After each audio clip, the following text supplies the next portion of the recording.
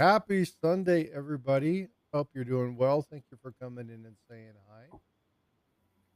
Today, we're going to do just our general chit chat. We're going to talk about whatever it is you really want to talk about. But before we do anything, I'd like to kind of say hi to everybody as they kind of pop in. Siren, thanks for being here. Eric, Paula, and then Michael Stacking is here. We have his wife, Nancy, that's going to sing a song for us. Something special, something a little bit different. She's going to be singing America the Beautiful. I'm going to kick her off here in just a second. But again, Eric Math, good to see you. Malcolm's Coins, Eric Byer, and I'm Crazy. UCI to Learn.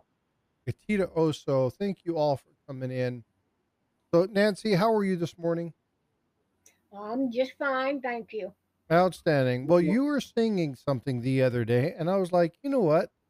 I would absolutely love if you would come off and come on Sunday morning and kick off the stream with a song. So you want to talk a little bit about the song you're going to sing, and then go ahead and fire away.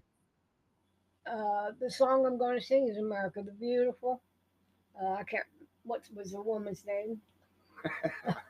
You're asking me. We, Oh no. We did send you that name, Frostbyte. Yeah, I've got the, so it was written by Katharine Lee Bates. yeah, I've got the information in the description of the video, so you can go back through and check that out. It was sang the first time with a choir master named Samuel Ward at Grace Episcopal Church in New Jersey. But she's going to go ahead and sing that. We're going to kick that off this morning with this. Just a quick thank you. And again, just showcase different people's talents, the stuff that they do. So, Nancy, the floor is yours. thank you, sir. Oh, beautiful, for spacious skies, for amber waves of grain, for purple mountains majesty above the fruited plain. America, America, God shed his grace on thee and crown thy good with brotherhood from sea to shining sea. Oh, beautiful for patriot dream that sees beyond the years. Thine alabaster cities gleam, undimmed by human tears. America, America, God's name, men thine every flaw, confirm thy soul in self-control, thy liberty in law. America, America, God shares his grace on thee and crown thy good with brotherhood from sea to shining sea. America, America, God shed his grace on thee and crown thy good with brotherhood from sea to shining sea. Thank you, Nancy. I appreciate you doing that. I appreciate you allowing me to. No, America. She was saving her voice for tonight because we sings every night on our lives. and she just said, "I'm not going to sing because I'm trying to save my voice for it." So she's been pet, taking real good care to try to try to be able to sing the song this morning. Well, I really appreciate you offering to do this. Sitting in the other day, you sang one of my favorite songs, and I was like, you know what? I want you to come up, sing this for the men and women. We've got a couple vets here on the panel. But again, for the time that we're in and the stuff that we're in, the timing was perfect for that song. So thank you, Nancy. Definitely appreciate you coming up and doing that. Thank you. Thank you so much. You We guys are have a getting ready little for while before you we guys are have to getting ready jump for off. church, right? Yeah, we got about 30 minutes, then we got to jump off and on to another live. All Yeah, right. we Well, do. sounds good. Well, we're going to go ahead and kick right off. But I'm going to go ahead and kick off with Eric. Eric was doing some stuff. Eric, I'll let you tell the story about this coin, and then I'll pull the coin up. All right. Well, I was sitting with my dog who had 6 teeth removed a couple days ago. And I was sitting there. And so I searched a roll of nickels that I had gotten yesterday and found some great RPMs in it. And Frosty's got the picture. It's RPM number 1 and WRPM number 3. Look at that beauty. Wow. Yeah. Wow. Look at that beauty. And you can see like right over here. That's what I was talking about, Paula, is that could be a fourth D. A D, D, D, D, D, D, D, D, D, D, D, D, right? That's right. Where's Porky Pig, right? So, yep, that's my find for the week. That's the first roll I've searched for myself in a couple weeks now, too. And you said you found how many of these in that roll? Nine of them. Plus, I found 3 what looked to be WRPM 10s. And you're sending me how many of them? I'll send you one. So, Eric, is this a cherry pickers variety? I don't think it is. Is it listed on Variety Plus? It's well, I don't know. Let's see. Because this is what I was talking about before, about how there's so many great varieties out there. Oh, there's way, that are not in the cherry pickers guide, but we get 60 million spitting eagles. Yeah. Yeah. You know how I feel about spitting eagles. You know what I mean? Akua. Yeah. That's right. I mean. All right. Let's see if better. it's in here or not. Do better. And it's Variety what? Variety Plus? Yeah, I don't know if it is or not. NGC's it actually Variety is. Variety Plus VP 002. Good. At least it's listed somewhere. Somebody's smart about things. There's a lot of things that NGC has listings for that are not cherry pickers varieties that I can't for the life of me understand. But well, this one's a nice one. So yeah, it is a really nice one. It's a very nice one. Yeah, I didn't know that. That's cool. So what's the site that the Variety Plus site? It's NGC. Yeah, just go to NGC. Mm-hmm. I'm going to pull that up. They have their own list of varieties that they will attribute in their holder that PCGS won't. Much more extensive. Okay, so we go through, we look up 1958. What's the best way to search the site? Look up NGC Variety Plus. Just Google and put in your search bar NGC Variety Plus. And then it'll come up and it'll have the denominations, and you click on what denomination you want to look for. And then it actually has pictures too. So there's a bunch of stuff that I just found that's on this list. Mm-hmm. That's cool. Cycle through this really quick. So I've got that up right now. So then what we do is we come over here to Nichols. Click on the Nichols. Choose the year. You're welcome, people.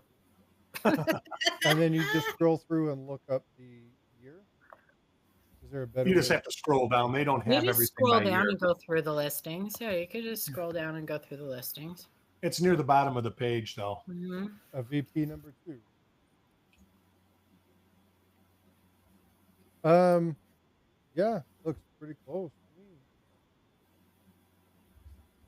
Very nice. Yeah, I didn't even know that site existed, so that's cool.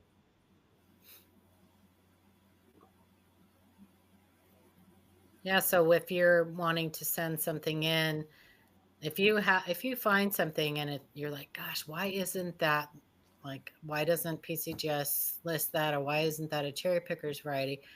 Always go to NGC's Variety Plus before you decide to send it to Annex, because even though I am a huge fan of Annex, the reality is that on the secondary market, their holders don't do as well as PCGS and NGC. See that you lost me at secondary market. This will In probably the go in, these will go into a box and never see daylight again. well, probably. you're like me, like we just don't sell things, but I'm going to try and actually sell somebody one of will these. eventually. The You odds can are somebody will get can your sell one to stuff, me, Eric, Eric. and will sell it. Yeah, I'm going to try and sell one of these. I told my wife, I says, I think I'm going to try and sell one of these. I've never seen one for sale before. You can sell one to me.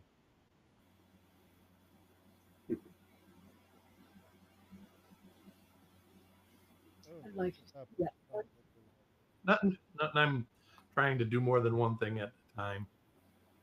Yeah, look, they have the speared bison. But that's I don't understand why the people doing the cherry pickers guide don't search there first for like new cherry pickers varieties. Yeah. It would be an easy resource for them to go to NGC Variety Plus and say, hey, this is not a cherry pickers variety, but it certainly is worthy of being a FIVA Stanton listed variety. Wonder if any of these ever sold. You're looking There's at the only pop. one for sale right now. Top Pop MS64 for $1,000. Adam probably has it. It's probably Adam's coin. No, it's not. I'm just kidding. I'm just kidding. He's a huge Well, variety. there's some on here that are listed, but they're not they're not attributed properly. Like raw ones. Mm-hmm.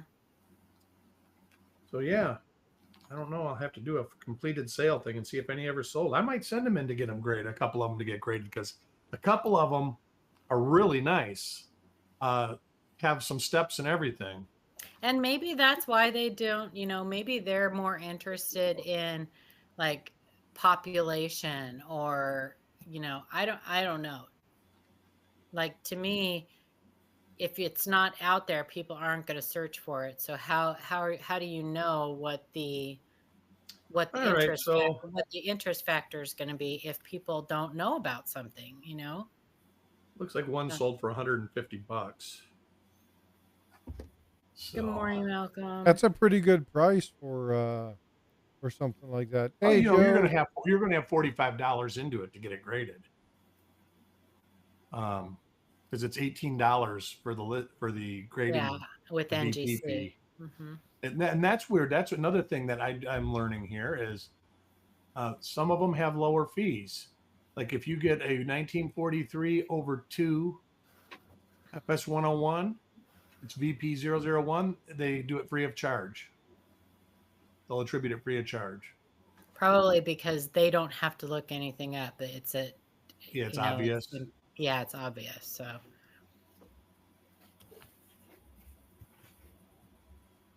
that's cool. But then if it's a really nice grade, you pay any upgrade fees, right? If it gets a astronomical grade, and that increases if the grade increases the value of the coin. It depends on what you put down for potential grade. I'll be right back. So yeah, that's really cool. I like this site. I didn't even know it existed. I'm gonna have to go back through and look at this. They do have some cool varieties on there. They do. I just was noticing that myself. They have a lot of Lincoln Cents that actually aren't on that aren't cherry pickers varieties. I think that's a great idea.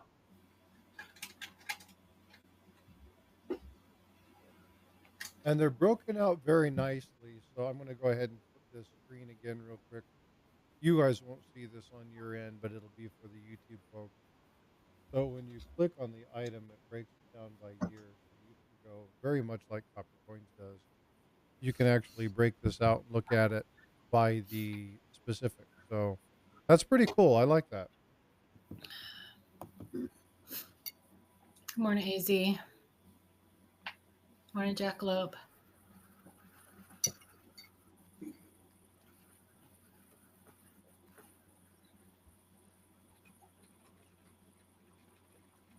That'd be a fun one to get. Oh, you guys What's can't that? see. You can't see that. I have it shared on the other one. The S over S, the 1909 SVDB. The 1909S, not the VDB, 1909S. Yeah, I think it's just the S. Yeah.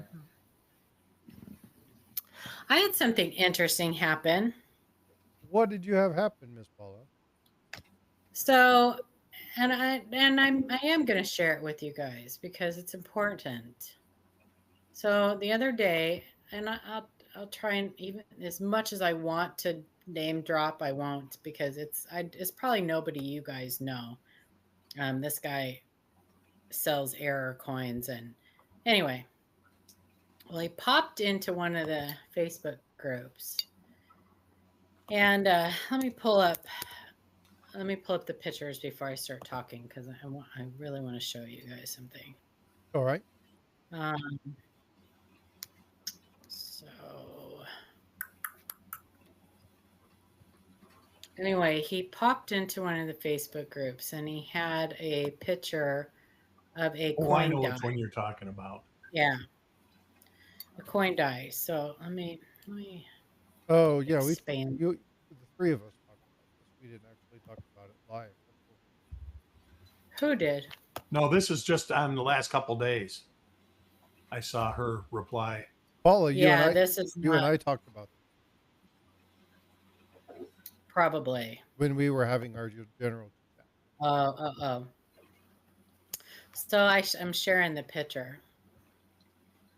So this popped into one of, I don't know if you're showing it or not. I can't see. Yeah, it's on the StreamYard side. Okay.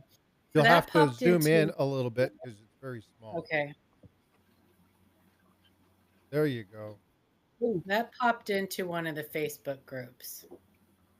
And I commented on it, and all I said was, that's really cool, but it's not a U.S. coin die. Well, that opened a plethora. Yeah, a plethora of issues. Let's just call them issues. The person was not happy with my comment and wanted proof of what I said. He said, in very broken English, you can't just make a comment like that without backing it up, which is fine. I don't have a problem with that. Well, you can just say the mint mark's the wrong style and it's in the wrong location. That was exactly what I said in the beginning. I said, well, here's the first issue. There's something else on there too, Eric. This is something that Paula and I discussed.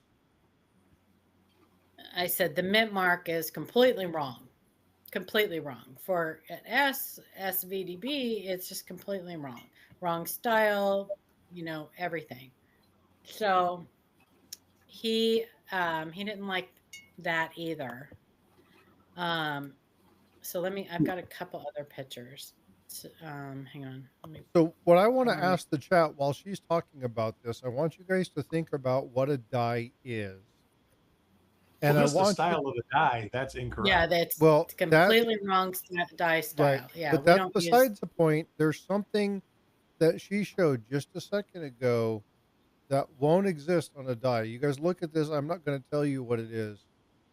And Paul will talk about it here in just a second. But there's another major tell. Are you talking about a rim or something?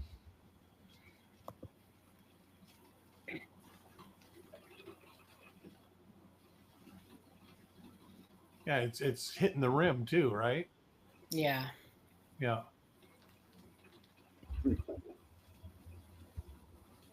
Yeah, that won't be there on our dies. There's the thing called, well, Mike Diamond calls it a rim gutter.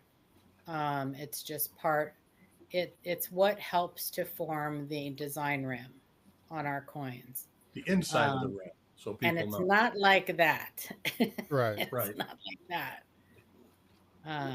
But I'm going to stop sharing this for a second because the story goes on. So I provided all of this information to this gentleman. Now I don't know what his motive. Now I'm going to give him the benefit of the doubt and say that he may have purchased this not knowing it wasn't a genuine U.S. die.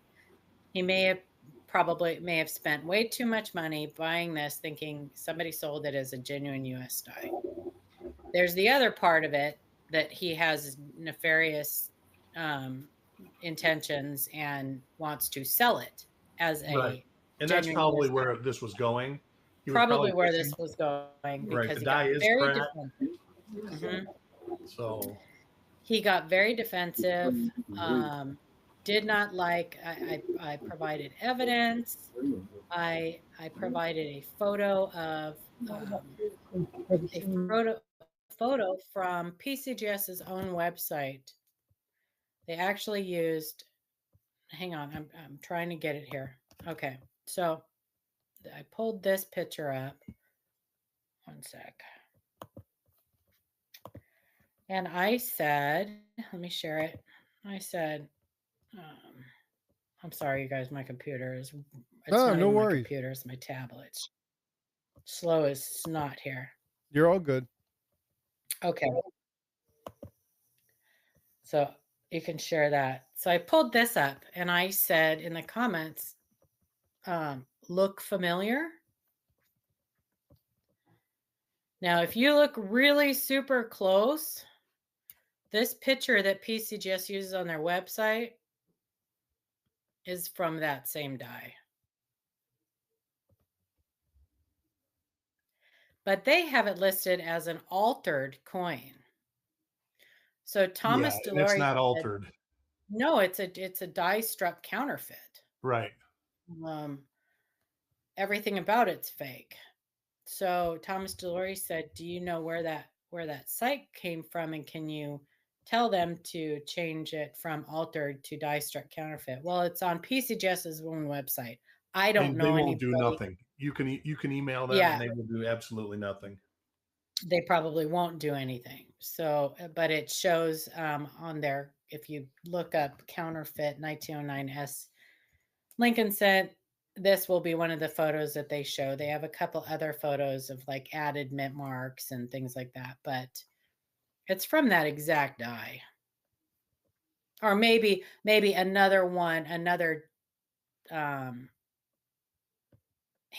whatever, another counterfeit die using the same hub or whatever they use to make their counterfeit dies. So anyway, I just thought that was pretty interesting that it shows you where like actual research can get you, and the things that you can find when you know where to search and know how to search for stuff like that.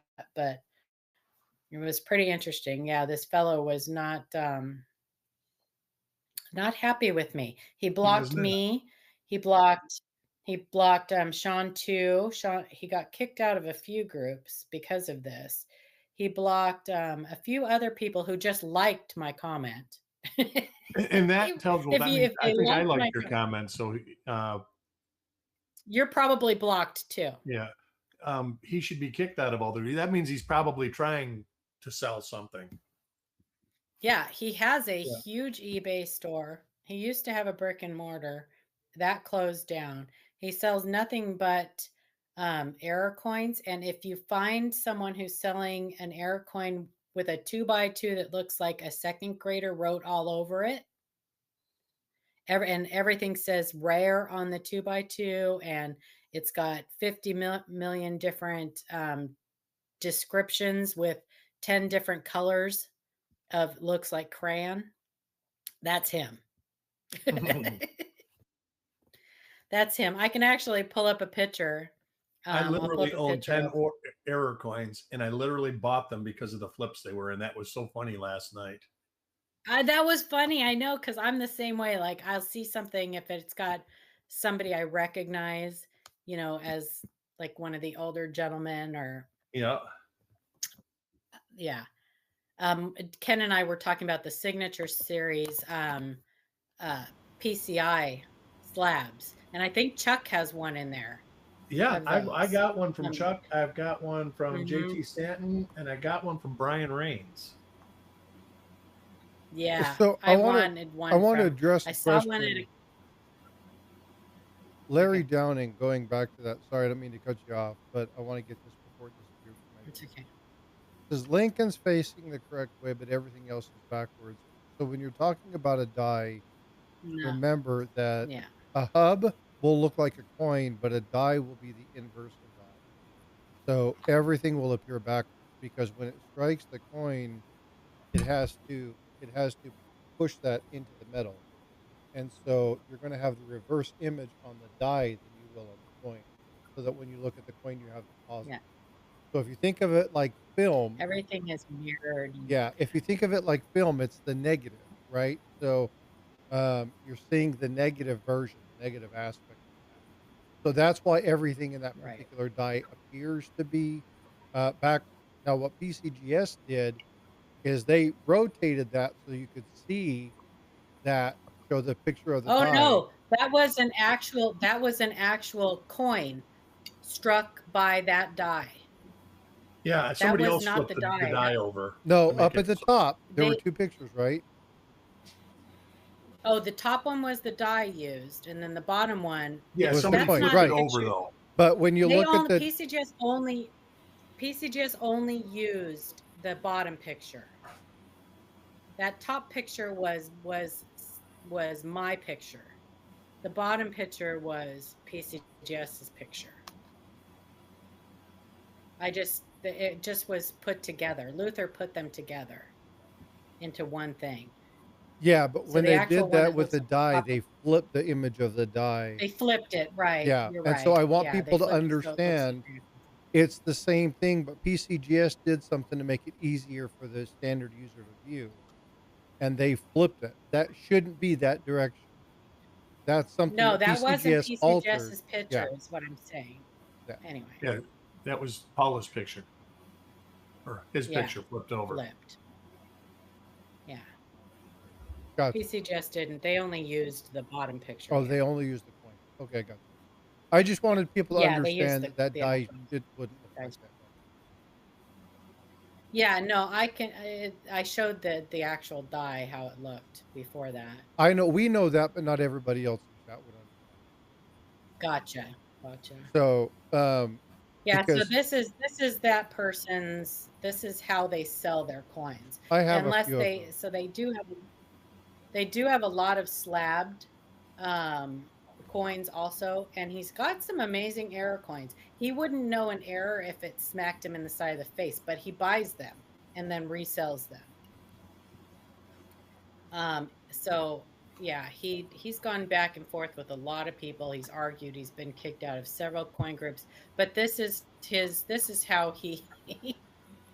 So if you see these flips, this is the person who owns that fake die.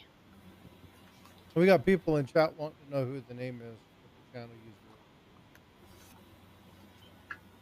Do you Well, want to he's drop not a it? YouTuber. His name, yeah, he's not a YouTuber. He sells on Facebook and on, I don't know what his eBay store is, but his name is Armando Coins Numismatica something. And it's not Armando from the vault, so don't get the two of them mixed up. It is not the Armando that we all know and love. This is a different guy. So yeah, but just keep an eye out, like, and his prices are outrageous. I don't know if he ever even sells anything. His prices are off the charts. He thinks he's John Sullivan, I think. But so there you go. But it was really interesting because, and then Ken posted a bunch of his dies that he I has. see that. I'm looking at. Yeah. I'm actually looking at that now. Ken called the guy an ass, and got blocked. So he even blocked Ken Potter. Yeah. I think he has a YouTube channel. Armando from the Vault does. Not the same. Armando Coins Numismatica AC. Okay, then he does. Yeah, 1.2 thousand subscribers.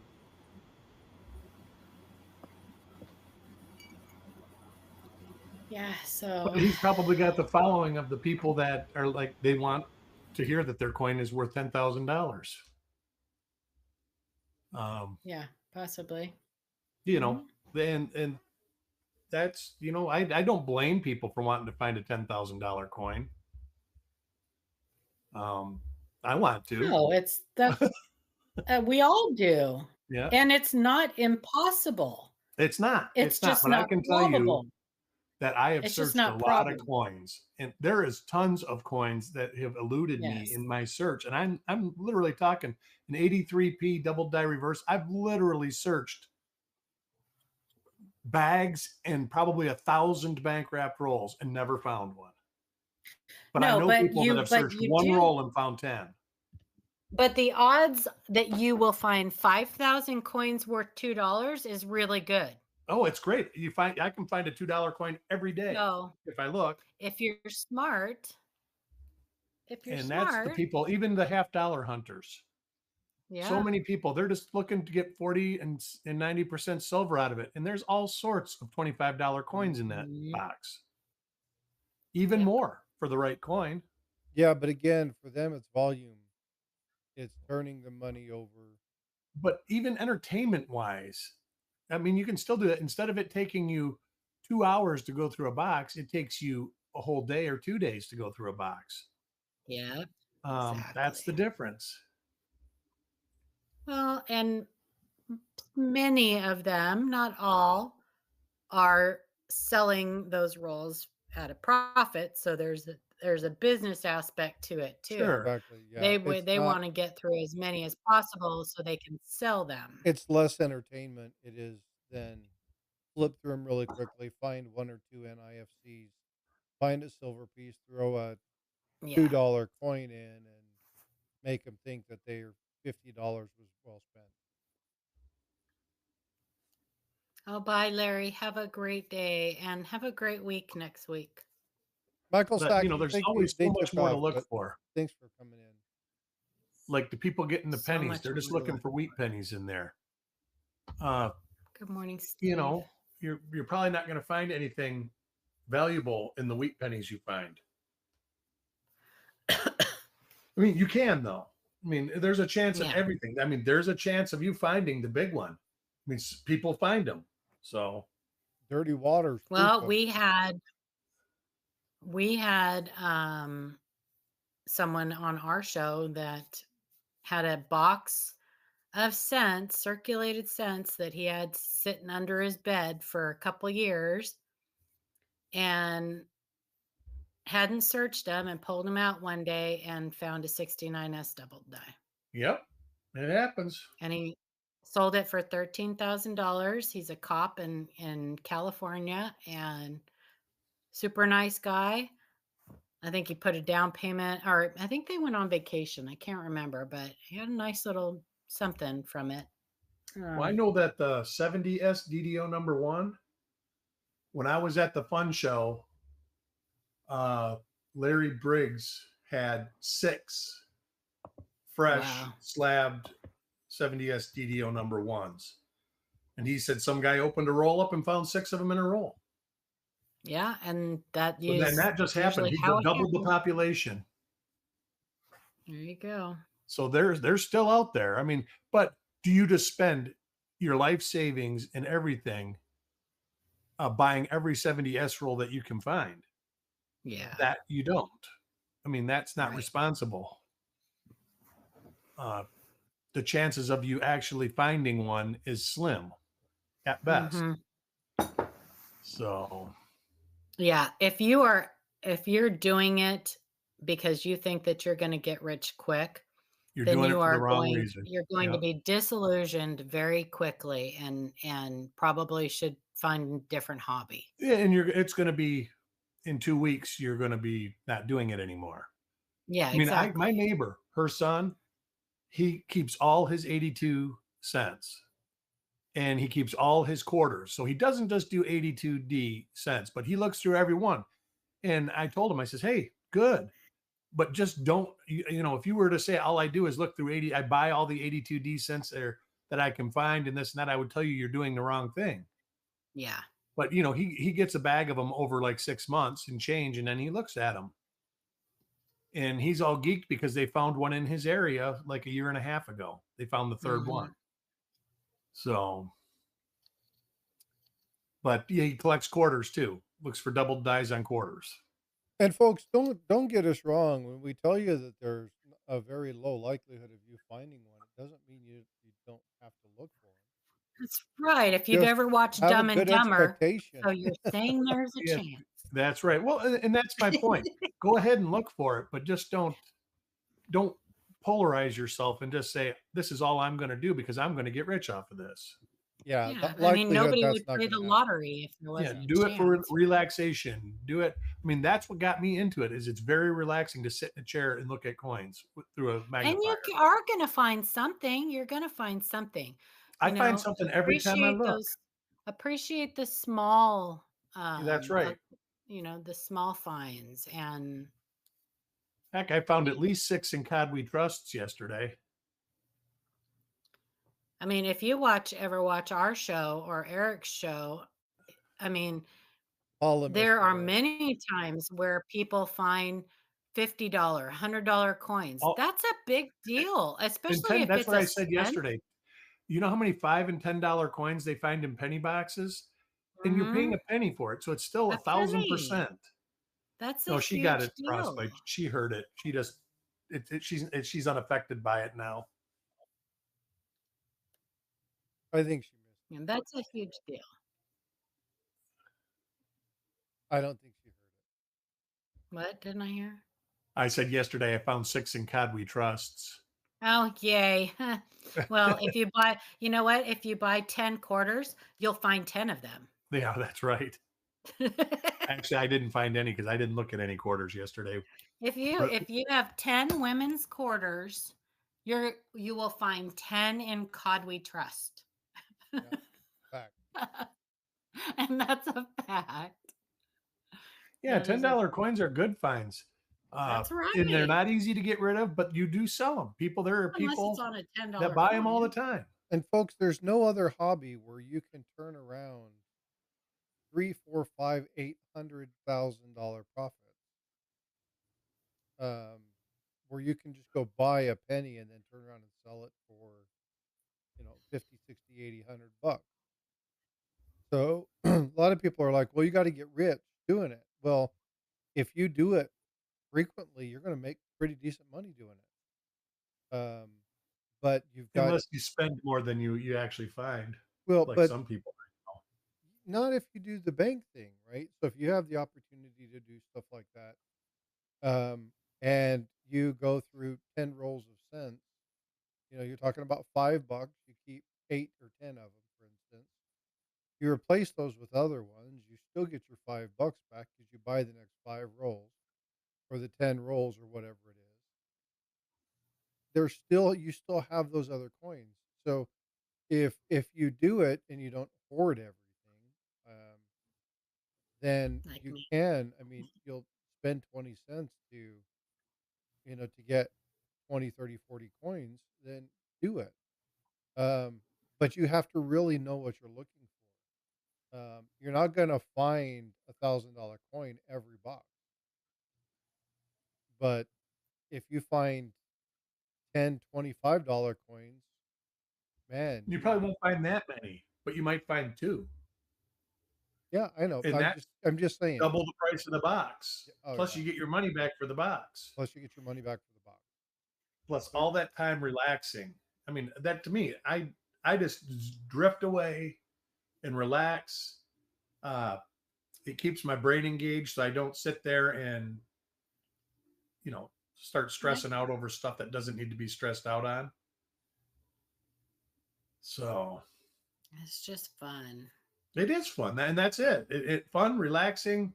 It can be profitable. It is educational. It is just positive on so many levels. Yeah, there's a lot of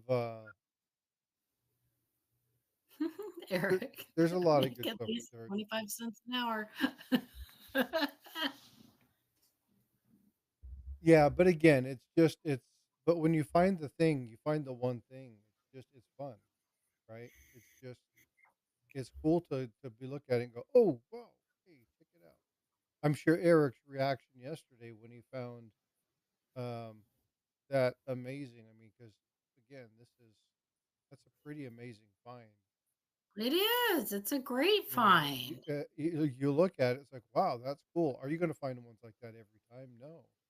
But No, that's why I again, was shocked that I found it. I've searched a lot of rolls of nickels, and nickels, just because the dies don't hold up well, so they Yep. go into uh, basically, if there is a double die or a repunch mint mark, you can't see it because the die state gets late and just smears it all up. And That is nickels a very strong mint mark too. If you look at the rest of it's the an earlier coin. die state than any Yeah. of them that are listed. Uh-huh. So, but yeah, that's why I was shocked. I was like, wow. I mean, I'd probably haven't searched a lot, but I bet you I've searched 20 58D rolls, and I don't own one of these. I own some minor split serif RPM, and that's it that I had found in a roll. So, but yeah, now it's a I really own cool them. coin though.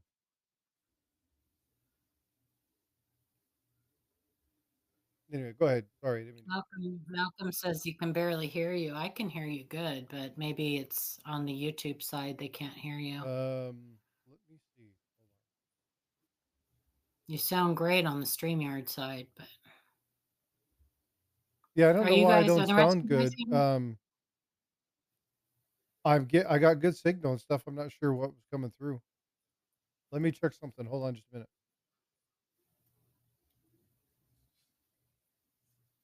Frosty's speaking garbile.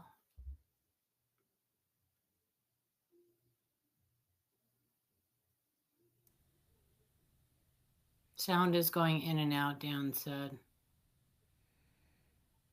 We'll do that and see if it's any better. I'm not sure that it's going to be any better or not, but we'll check and see if that's any better. Check on your StreamYard settings. Make sure you don't have like echo cancellation or whatever, or that you don't have auto adjust, because sometimes that auto adjust screws with the sound. Yeah, I don't have auto adjust on. Okay. Oh, you know what? I'll turn off that. my reduced background noise. We'll see if that helps. Yeah, sometimes those StreamYard settings for the audio are like they screw with it. It's better, Steve said. Malcolm says that's better.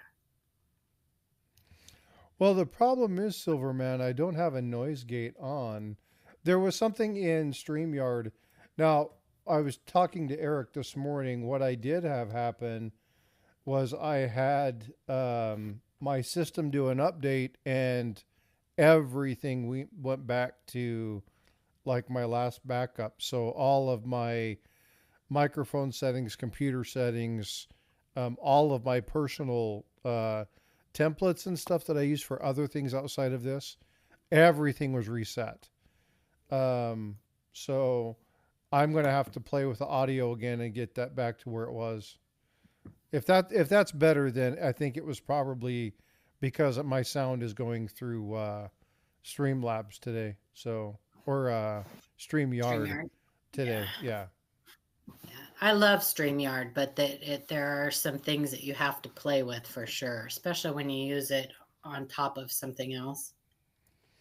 Yeah, the other thing that I have an issue with, and I need to find somebody who understands streaming and resource sharing, I need to have my resources set up. Kraken's got jokes. Kraken, good Frosty morning. always sounds better when he's muted. He's got jokes. Good morning, Kraken. How you doing, brother? Yeah, but I'll play with it a little bit more and see what I can do. Hopefully that's it's a little bit more stabilized. So hopefully it's better. But yeah, I don't have any noise gates. I have no filters engaged. So I'm not sure what that would be. It's weird. But we'll see. If it still continues to happen, then I've got a problem. Houston. Gonna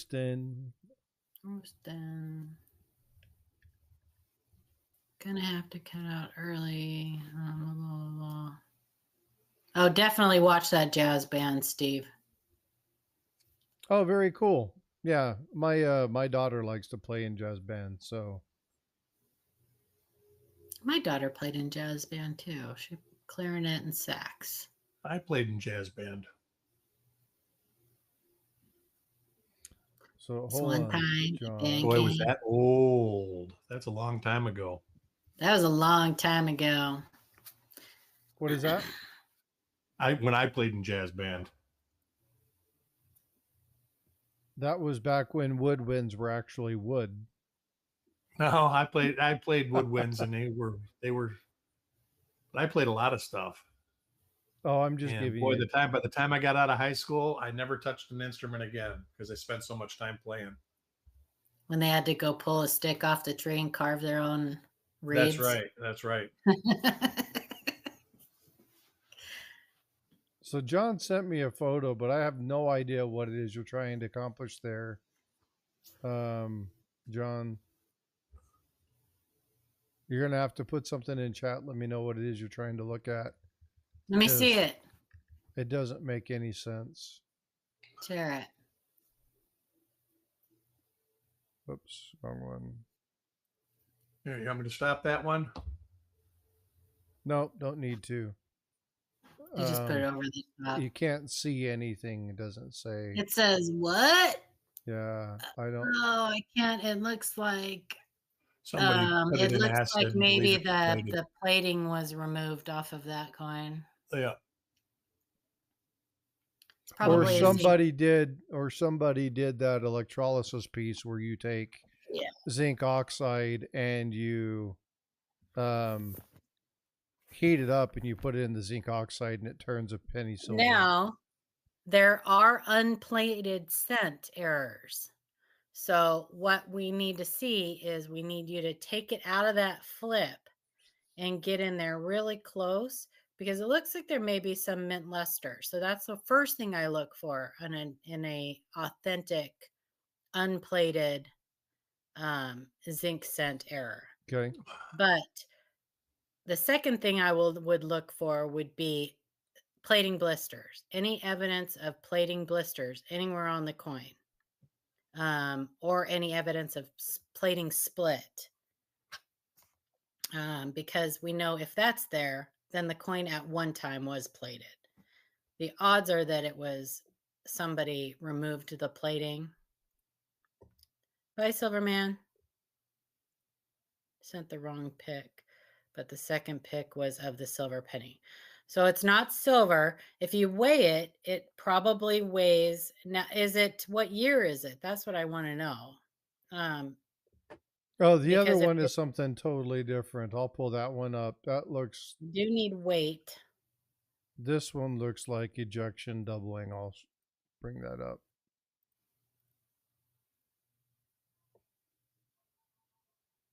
Machine doubling, big time. Absolutely. Yeah.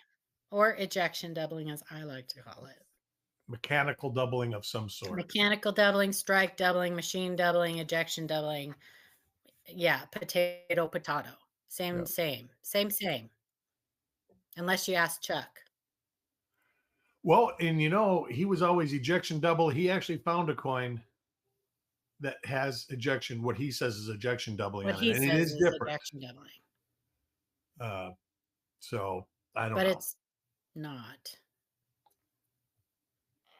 I know what you're talking about. He showed us that coin. Yeah, the 1909. Yeah. Because there are several different things there are several different mechanisms or causes of that effect. Because That's right. And that's why I just call it effect. mechanical or machine doubling of some sort. There's a cause and there's an effect, and that's the end result. That's the effect of it. But it takes on different appearances. It can actually affect one single letter. It can affect only the mint mark. There's vibration. There's actual ejection doubling. There's a bounce. There's a slide. There's different things that can cause that, but the end result is damage. Right. So it's all damage. It's all post-striking damage. Because at the bottom of that final downstroke is when the minting process ends. Let me pull that back up. There's another thing. The strike. There's another thing that they talk about, and this is said frequently. I want to pull this picture back up just a sec. When we talk about this, the one thing I always look for is, and Paula has said this, Chuck has said this, I've heard it from basically all of my mentors. So when you look at the date itself, the actual date, does the doubling take away from this date or does it add to this date? And as you can see, it basically reduces the date. It doesn't make it bigger. It doesn't make it larger. It doesn't make it thicker. If you look at the 7, you can see that 7 is itty bitty tiny. It actually is removed like pieces of that. You just don't see it's not thick. It doesn't really stand out. It's not additive. And so if you were to see, now granted, there is some doubling, double dies that appear, they don't add as much. But if you look at those, the doubling on those is the same height as the other relief. So you'll see that they look the same.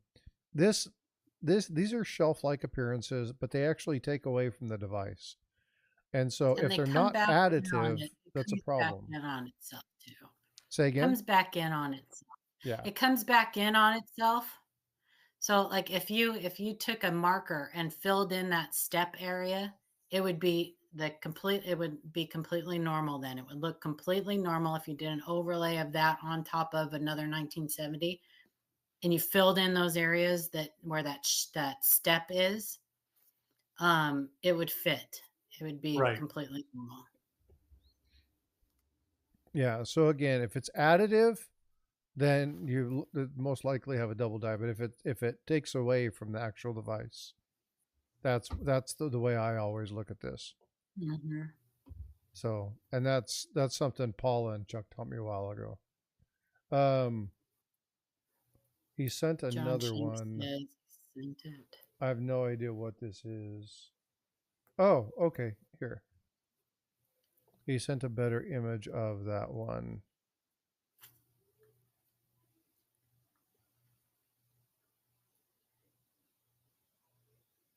Well, that's only showing me one small part of that coin. I need to see, I need that type of picture of every single quadrant of that coin, front and back. You have that coin in hand. Take your loop and see if you see any plating blisters or anything like that. It looks like I'm seeing plating blisters. Yeah, that looked very muted to me, muted in appearance. So if it doesn't have original mint luster, and usually you can see these striations on it that are normal for a zinc planchet before it gets plated. Do you have example you can pull up, Paula? Yeah, let me grab one. Because usually the visual is going to be much more beneficial. I keep going back to this Variety Plus. I didn't even know NGC had that site. So it's cool to look at that site and Go back. I'm keep getting squirreled by looking at it.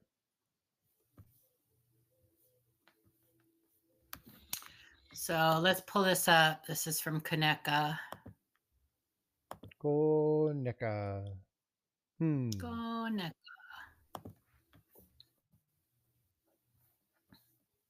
I'll put the link in this for this in the chat too. I can't see if you pulled it up yet. You haven't pulled it up yet. Yeah. There you go. No, it's down at the bottom. There you go.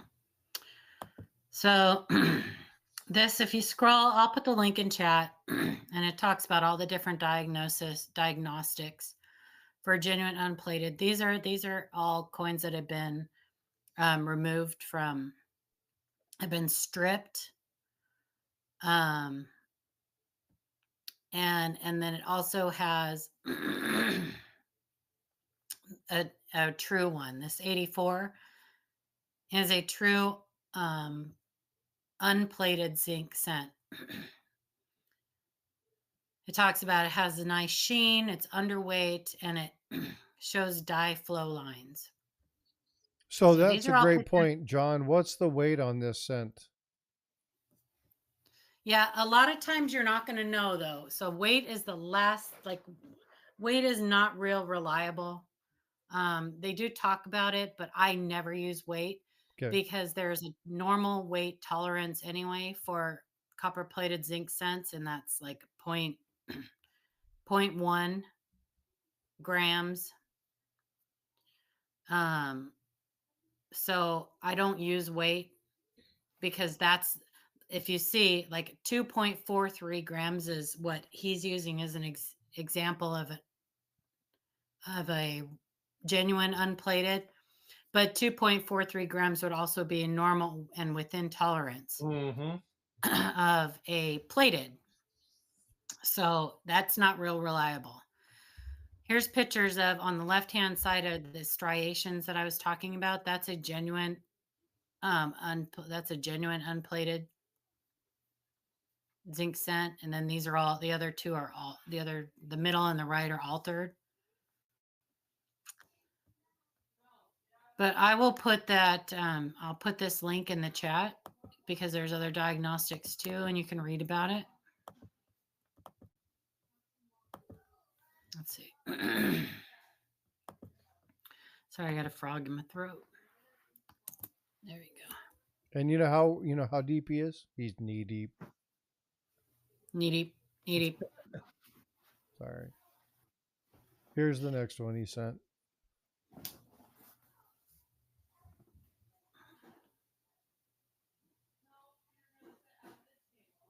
Yeah, that's not going to tell me anything. I really need to see the whole coin. Showing me just one area of the coin. Plating blisters can appear anywhere on the coin. Here's this one. Yeah, you do. So it's 2.5 normal.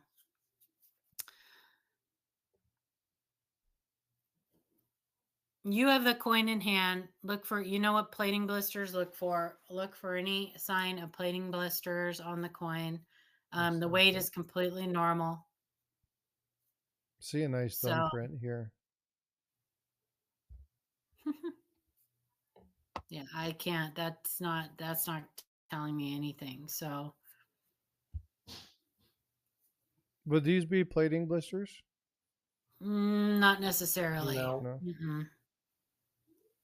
Those could be normal to just the planchet.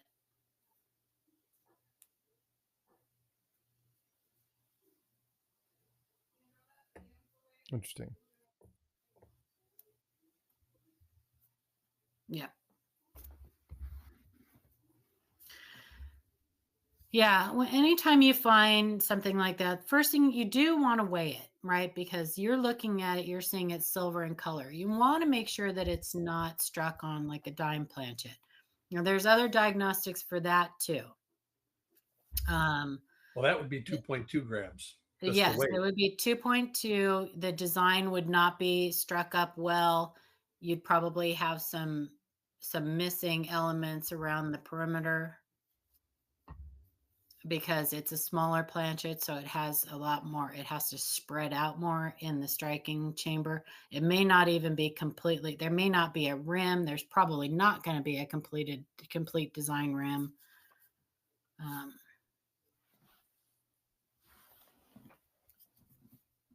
You should be able to see like a copper clad on the edge,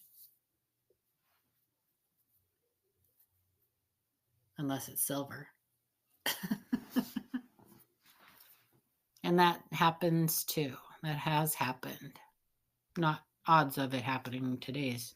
Not, What was not the so, year on that? That was a 50. unless you're Mike Byers. Mike Byers can make anything happen.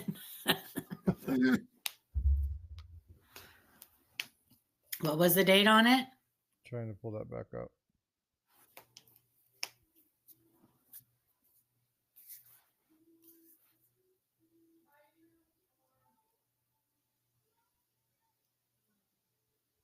I don't think I seen one. I don't think I seen the date. Now, mind you, the absence of plating blisters, all of those things I said, the absence of plating blisters is none of those are definitive. If you read the link that I sent you, and you still think that your coin could be a genuine unplated cent, then my recommendation to you, so you have the coin in hand, is to send it to somebody to look at in hand, whether that be Annex or somebody that you know that you know is like an expert in that kind of stuff. I wouldn't send it to like Joe Schmo that says he knows what he's talking about. Where are you located, Jim? What general area? John, sorry. I would send it to probably send it to Annex. If you still can't tell after reading that article, and I would probably, spend whatever. I don't know. Go get on the Kaneka forum page. Well, the plating looks just as the same as then it's plated. I don't understand what you mean. The plating looks, it's either unplated or plated. If it's still plated, if that still has the plating on it, then it has been changed or plated. Look on the edge of the coin.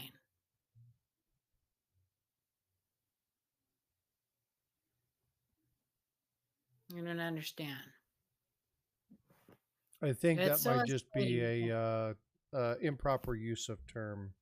I don't think he's saying the plating. It's the same as copper coins. Well, I don't know what he means. The plating looks just the same as copper coins. Copper coins are not plated. First of all, I'm confused. I'm going to go to the movies today. Ooh, what are you going to see? I'm going to go see Blink twice. It's got Channing Tatum in it.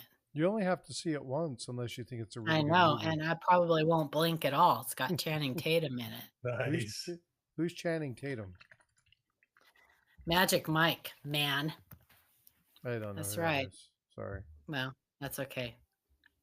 It's a need. It's on a need to know basis. Yeah, he's it's being probably selfish. something. He wants to keep him all for himself or herself. That's right. But it looks good. It reminds me of that. Gosh, what was that movie? What was that movie with the black guy that had a white girlfriend that went to meet her family, and her family ended up having like this, like they had some way of like doing brain surgery on these people. She kept bringing home these boyfriends, and they were selling these people to these rich people in this. Come on, you guys know what movie I'm talking about. Get Out. Get Out. Yes. It reminds me of that. So I hope it's like that because I loved that movie. Very suspenseful Interesting. and Beetlejuice 2 is coming out next month. That one I want to take Bifrost to go see. Yeah. She You likes got to that show her kind the of. first one for. Oh, she's seen the first one then. She's seen the first one. Yeah. Yeah, Get Out. That was good. Such a good movie. The acting in that was so good. But it reminds me of that. And it may be garbage. I don't know what Rotten Tomatoes are, but it's 78% Rotten Tomatoes. So I guess that's not too bad. Rotten Tomatoes is a grading scale for, it's kind of just a general feedback But of if it's what do higher, people is think that about. good? Higher's good. Okay. So 78% is not bad. That's It's a C plus. It's a B plus, yeah. So that's not too bad. And I usually like movies that get bad ratings.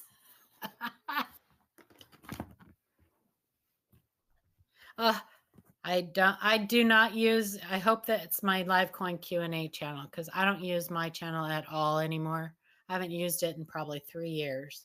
I don't think I've been on my channel in like 3 years. Last time Shay and I did the big show. Oh, that was a long time ago. That was a long time ago. That was pre-me. That was way before me. Ones of the copper fields and the coin are the same. No blistering, no bubbles. Yeah, I don't. He said he's willing to send it to you. Not me. You can send it to me and I can look at it and tell you what I think it is, but it does you no good. Because you still would have to send it to one of the third-party graders to have it like authenticated. Are there any coin shows in your area? Hey, what's up, Kevin? Yeah, you would still need to send it to. Well, the reason I'm asking is that he's near Chicago, so if there's any coin shows in the area, there might be one. ANAX or something like that. You did just miss a big one. Yep. You just missed one. I think he Morning, was actually there. Copperell. Yep. But yeah, that would be cool if it was real. Yeah, they do pretty well. Too hard to tell. I could probably tell if I had it in hand. I'm sure I could tell, but it does. I mean, like I said, I don't have people do that because I don't want to be responsible if something happens to it. So I highly discourage you. If you send it to me and I've told you not to send it to me, you may not get it back.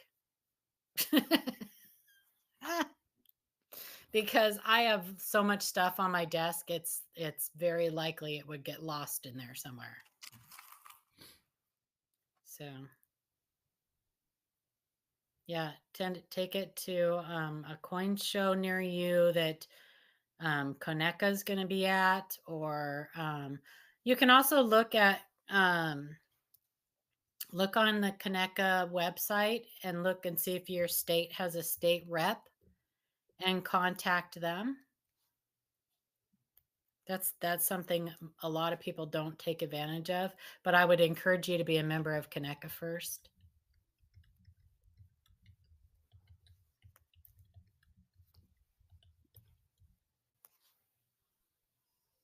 Oh, I can almost see my desk. You can? Almost. I mean, I can see little spots of it now. It was totally covered a couple days ago. Yeah, John, sorry I can't help you more. Like, I mean, there are just times when photographs just don't do it. You know what I mean? And I'm not going to guess because that would be irresponsible. You know what happened to me? No. The U.S. Mint screwed up once again. Shocker. Dun, dun, dun. What did they do this time? So I have a subscription for the women's quarters. I get the 3-roll set. I get 2 of those actually because I get one for Shannon Smith. Okay. and I get a bag of Philadelphia quarters. Lose money on them every time because I typically look through them and then just spend them. But I like looking through a bag of Philadelphias. Well, this time I didn't get a bag of Philadelphias. I got a 2-roll P&D set. So they screwed up. Uh-oh. They charged you for what you were supposed to get? Charged me $45 for the bag. Ooh, that's not good. Yeah, so I need to contact them. You know what happened to me? What? I had a package mailed to me almost 2 months, 58 days, and it showed up basically undamaged. Wow. Yeah. And you know, the stuff that never shows up is always the stuff you want to show up. Mm-hmm. Wow. It fell under somebody's chair. I don't know, because you know, I'm thinking the barcode or the label's not legible. It was perfect. That's crazy. Yeah, it And probably it traveled the country. It probably sat under a conveyor belt or something. I mean, it went from Illinois to St. Louis to Seattle to Fort Myers to my house. Oh my gosh. Well, at least it didn't go overseas, because I've had that happen before. I've actually had that happen. We were talking about that yesterday with tropical fish. Yep. And it ended up in Tokyo and then got mailed Oh my back. gosh. It's a good thing it didn't end up at a sushi restaurant. There Right? you go. That's funny. Sushi Could have been sounds like, good. what?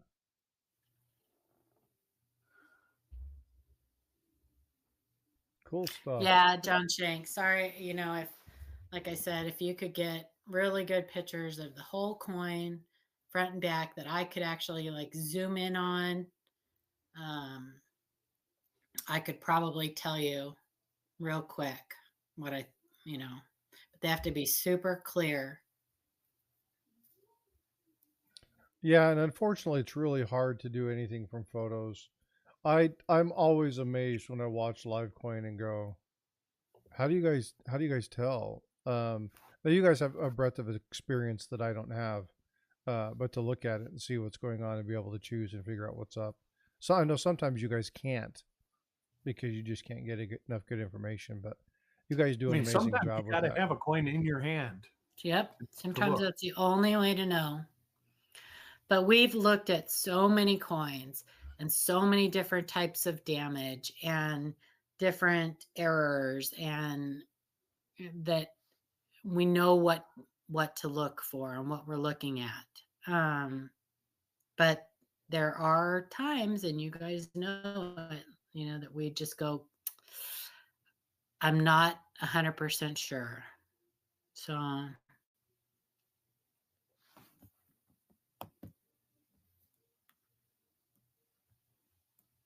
just got a notification from you. What was that? Was it from you? who? From who? I thought it was for Frostbyte. On me your see. phone? No, on my tablet. Oh, I thought it was a YouTube. Hang on. saying that I went live. No, Welcome. it said, oops, I posted the link or something. It might not have been you. I don't think it I was thought me. it was. Yeah, because I haven't sent anything out. I haven't posted anything. I haven't made. Oh, any no, it changes. wasn't you. Yeah, It was freaking awesome. It was freaking awesome. Made a comment on one of our videos. Never mind. Freaking awesome's a good dude. It says, oops, sorry, I posted this channel link on Frostbyte Coins and Collectibles 2 years later.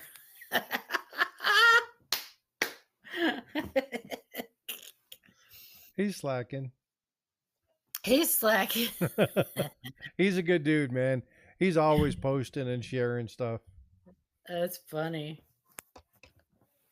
Well, what else you guys want to talk about? Because I'll tell you what, Talk honestly, about anything. I'm kind of done. You're kind of I'm done. kind of done. What? I'm tired. We're just getting started. I know. Well, you got so let's open it up to chat. What do you guys have? Yeah, let's ask them So, what they want. John, thanks for sending that stuff over. It was nice for you to you'll set it up for Q&A. Yeah, John, if you can take it out of the 2x2, Get really good close and cropped photos of the entire obverse and reverse, and then let's see what we can figure out. We know the weight, so yeah, let's see if we can figure it out for you. The odds are that it isn't something. We'll start with that. We always start with that, and then we work from there. Set proper expectations. Yes, always assume damage first. If you do that, you will never be disappointed. When you find something weird in your change or whatever, always assume it's damaged first. You know, I always say this when people start looking for this. When you find something, it'll all fall into place. Yeah. But it's tough if you've never found any real good double die or real good RPM. That's a lot of the machine doubling stuff. That's why people go, because you see it. I mean, it pops right out. Mm-hmm. And once it looks you find weird. it, you'll know. You'll go, I get it now. I get what they were saying. I mean, that's the best piece of advice is keep going until you actually find something good. You know, the first 5 RPMs I found weren't even me that found them. It was on live streams. They were on live streams and they were pointed out to me. Oh, go back to that other coin. Mm-hmm. What is that? Oh, check that out. That's RPM number 3. No, check that out. That's RPM number 1. Wow, that was a nice 1960 double die. His coin junkie. When he finds something, he gets so excited. Oh, that so dude, excited. I love it. The one, and Paul and I have joked about this a number of times. There was one where he found a roll that had 12 or 13 double dies in it. Yeah, it's a 60. It was a 63 D roll, I think, or no, it was the 2009 formative years. 2009 formative years. Oh yeah, he loves those, and I mean he tries to buy them by the box. Oh my god! Oh my god! Whoa! Yeah. I can't believe it. Paul, you know what he reminds? You know what that reminds me of? What he reminds me of when he does that? Much fun. Jessica, and Tyler when they used to search those. I don't know that name. I never watched her search them. Really? No. Oh my gosh! You have to go back. I don't know if her channel is still up. The Penny Parent. It is. Penny Parent. She may still have videos up there. But her and Tyler used to buy bags of wheat cents, and they used to search formative years. When he was just a puppy. He's not a puppy anymore. I think he will. I think he's looking for stuff he's waiting for stuff to get there so he can search it. He doesn't have any inventory right now. And he's in Canada, so it's not. Coin junking, yeah. I still have a off-center quarter that I pack it. I have a giveaway that I gave him, and he won't send me his address. So I have it. I can give it to you.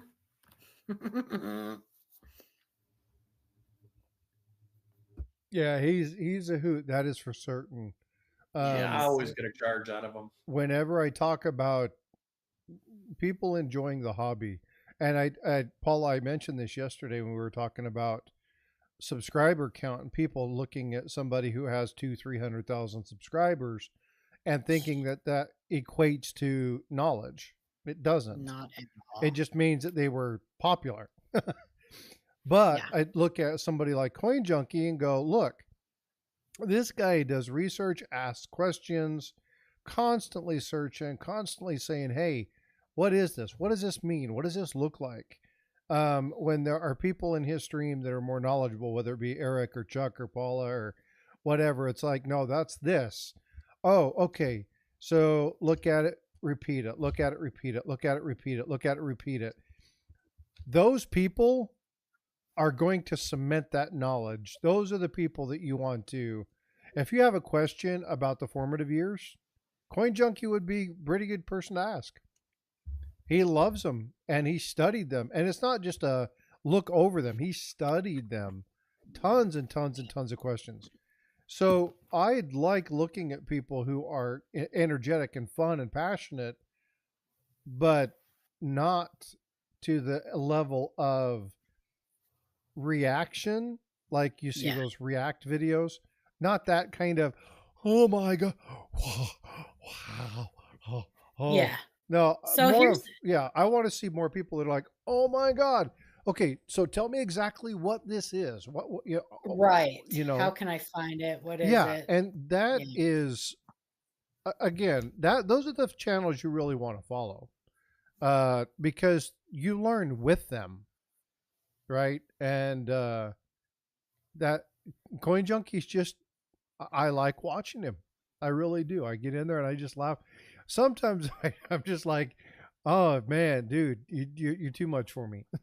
So if you see a big one of these big clickbaity channels, which I defend clickbait all the time, because first of all, what's your definition of clickbait? We've talked about that. What's your Right. definition? Well, it is of clickbait? exactly, the term is relevant. I mean, it's something Yeah. that makes you click the button. Yeah, and who doesn't want people to click on their videos, right? So if using a catchy title is going to get people to click on your videos, then more power to you. But I look at a lot of these channels, and I'm just going to use Eric Miller, the coin channel dude, or whatever his thing is. It's ridiculous. So this guy was a TikToker, and he had a ton of subscribers on TikTok. Came over to YouTube, and in like 2 months, he had over 1 million subscribers. Wow. Well, he is like Pete and repeat. A lot of these people are. And Yeah, if you'll a lot of them notice, are, they but a run lot of out. people like stuff like that. Well, But they it doesn't do, work but they the run point. out of content. So they end up doing these little shorts on In God We Trust or things like that. They offer you there's zero educational value in what they do. Zero. Exactly. Yeah. And they, like I said, they get their content from other content creators who oftentimes have no idea what they're talking about. So it's just repeating bad information after bad information after bad information. Well, and again, the one thing that we talked about yesterday, and Paula, you and I have talked about this, there's a certain channel to be unnamed that does this a lot, i.e., plaques on the wall behind them telling everybody how much they know. But again, if they're like, save this video for later, this is the first time they've ever talked about this, and they're talking about a 1940 penny, they're an idiot. Yeah. Well, there was somebody up not too long ago on their panel who said, hey, you're hearing this here first, folks, and brought up the extra thumb on the 2009 formative years. So how out of touch can you be? Right. With There's the only like hobby 200 different ones. that you are just now hearing about this and think that everybody else is just hearing about it for the first time too. It's pretty amazing to me. Almost everything on YouTube, Kevin, is somehow reformed or recycled information. That's like, I know people that are into this storage unit stuff where they like to see people buy storage units. Yeah. It's all the same stuff.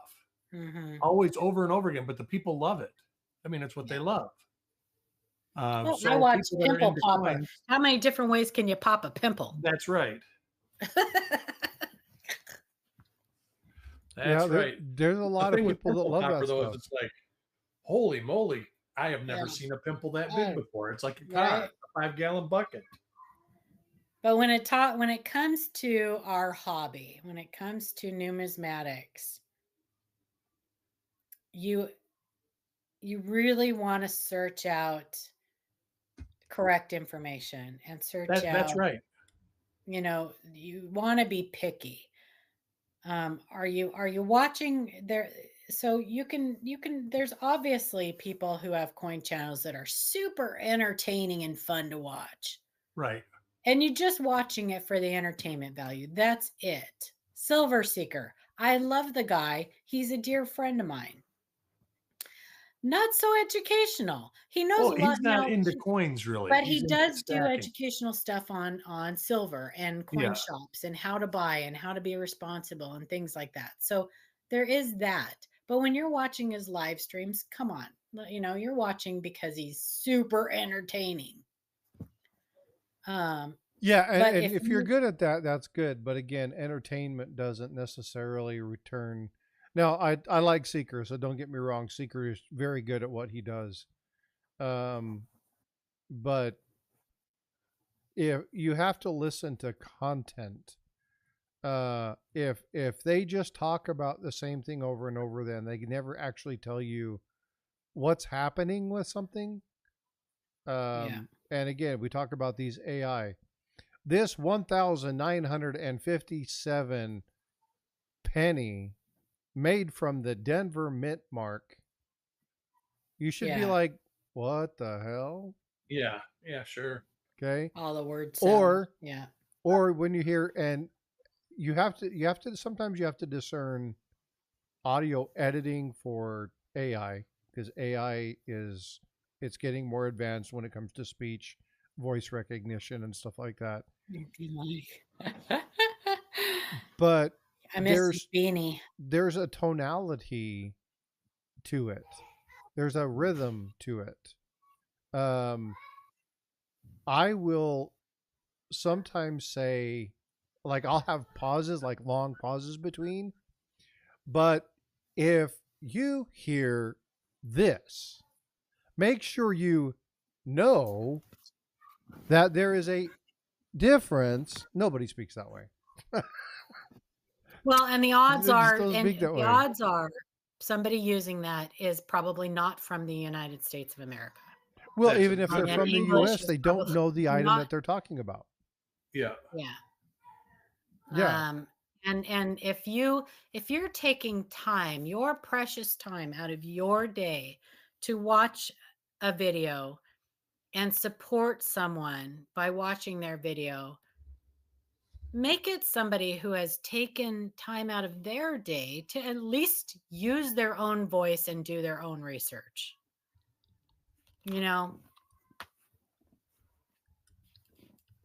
Because they if they don't, then they don't care about you.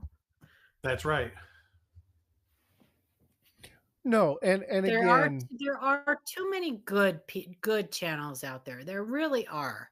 You just have good channels that we don't even know about. I Mm-hmm. Yesterday, my feed, I don't know what happened to it. I started watching stuff. I was like, wow, this ain't bad. Mm-hmm. But it was people I never had heard of before. Yep. Yeah, the YouTube coin world is a lot bigger. We are just an island in this YouTube coin world. It's a lot bigger than we are. So I pulled this back up, and we talked about this yesterday. When you do looking at some of these island items, and you see some of these pictures, valuable coins, and I have this valuable coins ones here, and it's $0.89,000. Yeah. It's like, okay, well, when you talk about certain currencies, they have a point in front of it. When you talk about certain items, it could be a typo in that they didn't catch. That's fine. But when you talk about the quarters that are there, they have 5 quarters. You can see that on the screen. You can't see it on ours because I'm not sharing it on the StreamYard side.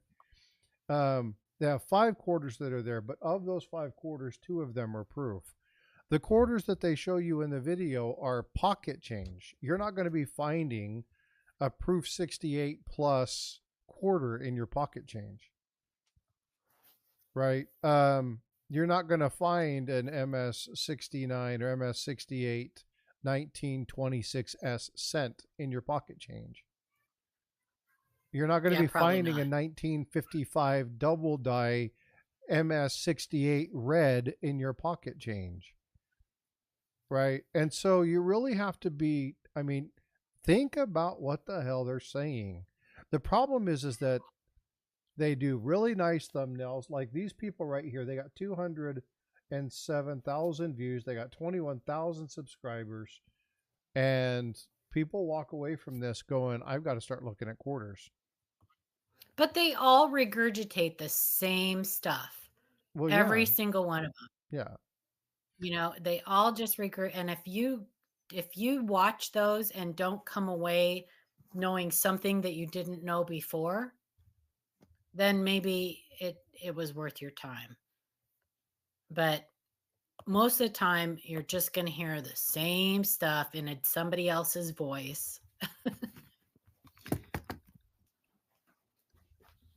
Yeah. And you're not, all you're going to know is that, okay, there's a quarter out there that's worth $8,000. Well, and so it's not, how do I say this without being incorrect?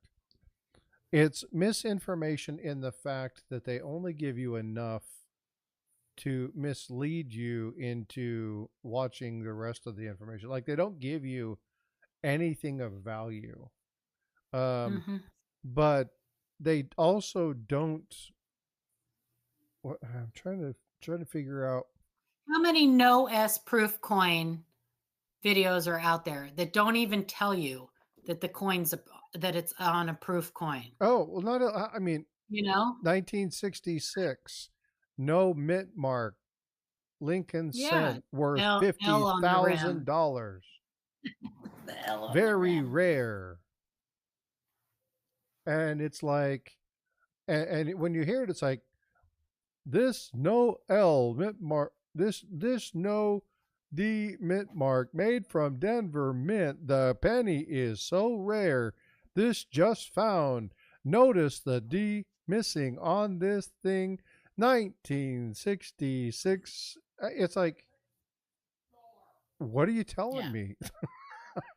So you go look up 1966 and you're like, oh, none of them had mint marks.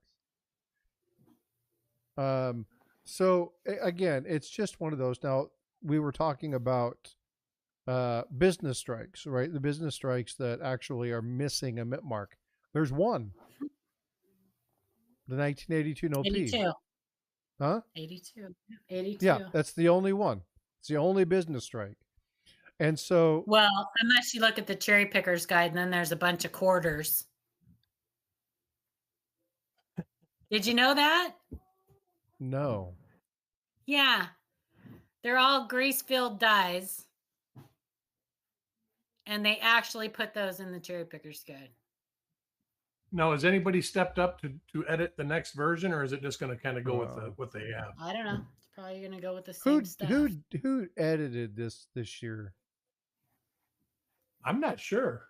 Well, Who did the last editing of it? Is it the same person who wrote the article about the Richmond dime?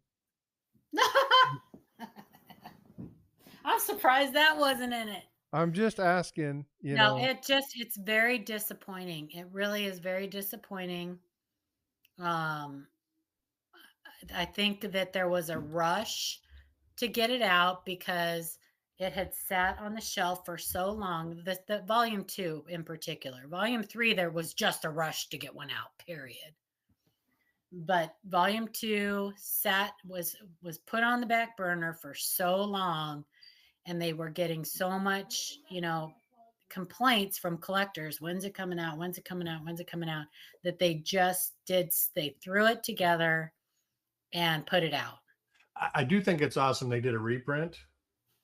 I do too. I think that they should have done an addendum with more new price, like a new price list. Yeah, but that takes somebody to do it. And like I say, I don't think they have anybody in mind to do it. They could have found somebody, Eric. Come on. Well, they could have, but would they want to compensate somebody to do that? I don't think it would have taken that long because, I don't know. I don't think it would have taken that long. You get 5 people on it. Well, find 5 people. That's what I'm saying. It's probably volunteer stuff too. Yeah. So then nowadays I can tell you, finding 5 volunteers to do something is near impossible. They all want to be the king or the queen. So yeah. LiveCoin Q&A, we're all volunteers. Now I volunteer for what I do. You volunteer, that's right. Yeah, I just like it because I like doing it. That's right. And my goal is to make it where everybody can do it for themselves, and I don't ever have to talk to people when I get old and grumpy. Exactly. Well, we'd love this hobby too. So got to That's true. give back a little bit. Give back a little bit. But and I am look, if they reached out to me today, I would be 100% on board. So, I think that the problem is that they're just kind of I don't know. I think they're limiting themselves. So, Well, it's not a little task rarely either. will you hear me. Rarely will you hear me complain about something that I am not willing to step up and change or work on myself. Very Yeah. rarely. Yeah, and it's not a little task. Well, It's a pretty monumental feat. You know that Whitman was just bought. Yes, I do know that. So, and the company that bought Whitman, that they might take pricing seriously, since the company that bought them is actually the company that does Gray Sheet. Yeah. So they might. I mean, and it's only been since November since they've been bought out. So, I mean, do I think they're going to make I don't think they're going to make another edition of the Cherry Picker's Guide. Now they should make, like you say, they used to have back a long time ago. Well, actually, it became the Cherry Picker's Guide. It was Cherry Picker's News. That would be Cherry something Picker's that they News. could do and charge a monthly subscription and have a couple things added every time. There's a lot of stuff that deserves to be in that book that's not in it. There is a lot. There is a lot. And once again, in volume 3, they missed 2 and 3. There was a lot of missed opportunities there. Yep. Because there are a lot of repeats in those books with very few new additions. And the new additions that they put in, like how many of the quarters did they put in with the missing P mint mark? How many? How many spitting eagle dates did they put in there? Oh, I'm sure there were quite a few. Yeah. That didn't need to be. Yeah. It didn't need to be.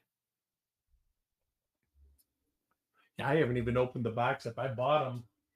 They have a variety in there, or an error, whatever you want to call it, that I just found out about on a dime, that they are calling the acorn. Yeah, you were mentioning that. Yeah, it's crazy. And they will only attribute it in a late dye stage that has the certain dye cracks and dye polishing lines. And it's all it is they claim it's a dye clash on the reverse of Roosevelt's nose that causes one of the berries to look like an acorn. Yeah, you know what'll happen with my set of Cherry Picker's Guides is, in 25 years I'll pass away and my kids will sell it new in box, unopened box. Right. Right. Gonna sign up to help them, Paul. It sounds like. Well, Kevin, actually, there may be something else in the works. If you watched the last LiveCoin Q&A, it was either the last one or the one before, and somebody made a joke. Shay put up a picture of this like coffee table sized book and called it Paula's Cherry Picker's Guide. You know, that's not a bad idea. Well, it Paula's kind of Picks.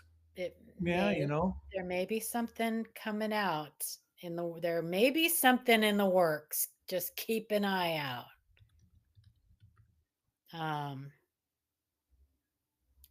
There needs to be other options, but then you're going to get coin dealers who tell you to, like with the Strike It Rich with Pocket Change, to shred it. Yeah, when you told because me it's that, not that a was cherry like, pickers. whoa, That was wait. That was so funny, because the thing about that was that, and you guys may not know, you may have heard a certain coin dealer say that on somebody's channel, on their panel. Well, and that might change, because I do think that they are going to be working on a attribution numbering system. Yeah. For the next volume. Mm-hmm. And that is part of the problem, I think, with the Strike It Rich. It has a lot of great information. And the best information is as far as I know, most of those coins have been found in pocket change that are in that book. Exactly. They are. And that's exactly what the book is about. But That's now with the exactly what the numbering book. system, somebody will be able to say, hey, this is in Mhm. Strike It Rich. And I think Strike It Rich, some of the stuff in there, they could do a competition, a competitor, be a But you competitive want to hear cherry something picker. funny, Eric? Is that the person who said to shred that book must not be aware of who the authors are of that book. Well, And the most fact coin that dealers aren't. one of them was an original contributor to the Cherry Pickers Guide, Wow. Volume 1, the first edition. And it may have actually even been his idea. And he can still assign Viva Stanton numbers. I know that we talked to Bill Fiva at the Dalton, Georgia show, Mm-hmm. and he basically said that he has no publishing power at all. Mm-hmm. They talk to him and they, send messages, and that was Very basically sad. it. But as far as creative input, he doesn't have much anymore. Very sad. Yeah. But I have a feeling he probably took that away from himself. And he might have. I mean, sometimes when you sell the rights to something, sometimes it's better just to keep the name on it and walk away because you don't know what they're going to do anyways. So. Yeah. Yeah. Ken Potter and Brian Allen. Exactly. And hopefully they start working on another volume here pretty soon. And I'm not taking anything away from the people that worked on the last two.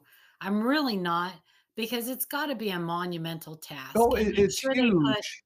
I'm sure they put hours and hours and hours of work into it. My biggest problem is that I don't think they got a lot of input from actual collectors. Right.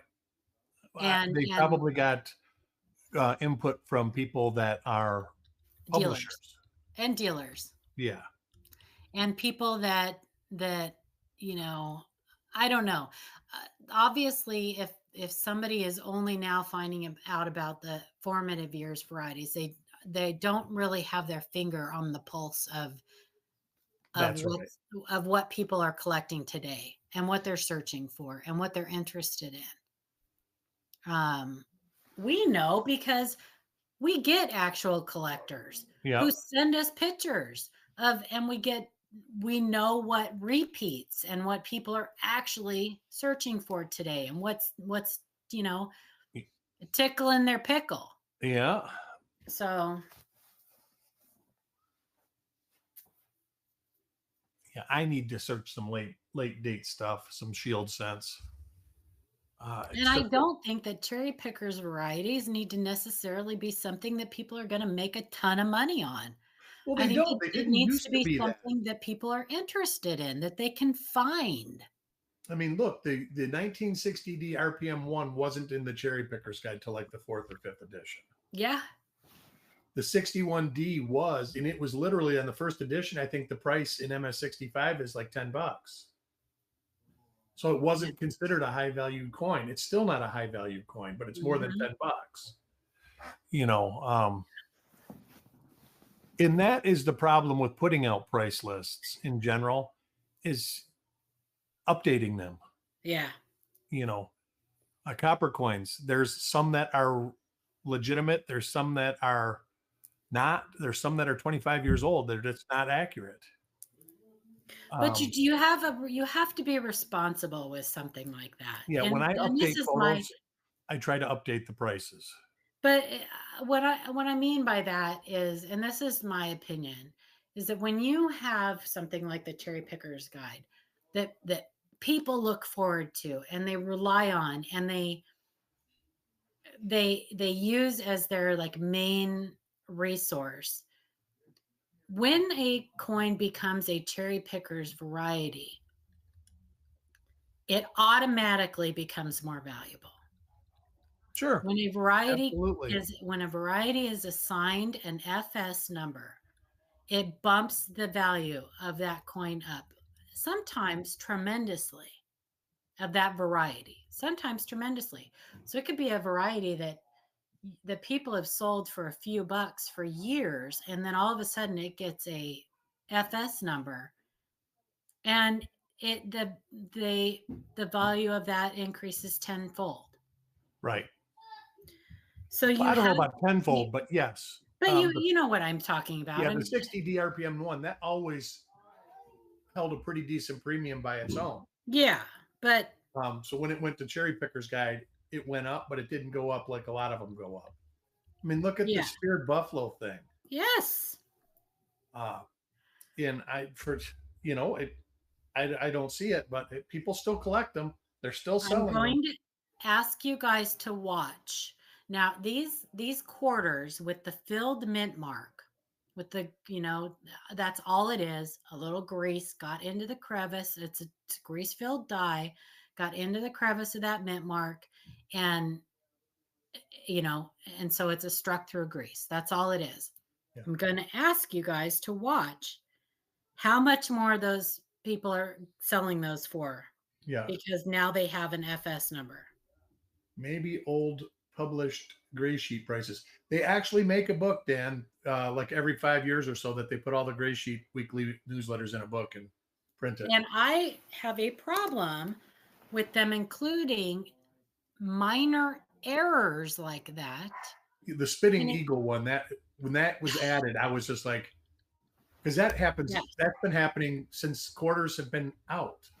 But how aware were you of these quarters with the no P mint mark? What year quarter would that be? I'm not even aware of it now. Yeah, it can be on any year, but I think there's. You're not talking pre-1980, are you? No. Okay.